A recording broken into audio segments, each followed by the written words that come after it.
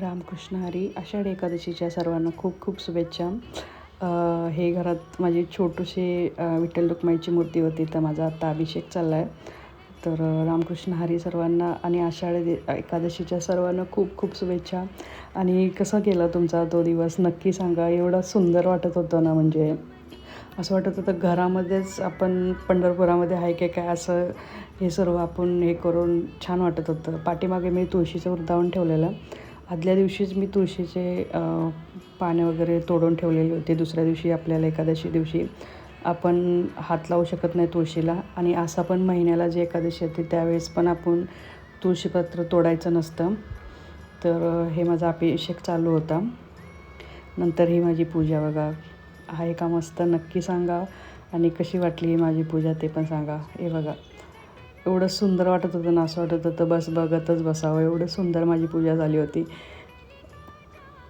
किती सुंदर वाटते बघा. विठ्ठल विठ्ठल रामकृष्ण हरी. खूपच छान झालं होतं. आणि मी जास्त फराळ वगैरे काहीच करत नाही. आम्ही दुपारी फक्त शेंगदाणे आणि पापडच उपवासाचे तळलेले, जास्त ते पण नाही, थोडंसंच. आणि नंतर संध्याकाळी शाबूचे वडे आणि खिचडी बनवलेली, नंतर भजन वगैरे लावलेले. तर हे बघा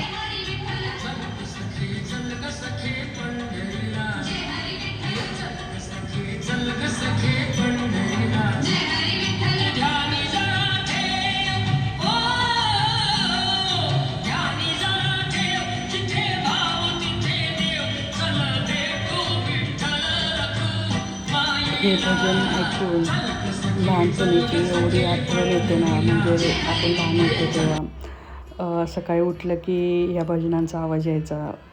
सकाळी सकाळी एवढं छान वाटायचं ना. म्हणतात ना, लहानपण खरंच खूपच सुंदर असतं सर्वांचं.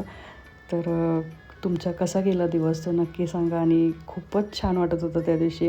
असं वाटत होतं बस इथं देवासमोरच बसून राहावं. हे माझं मी दुपारी हे केलेलं.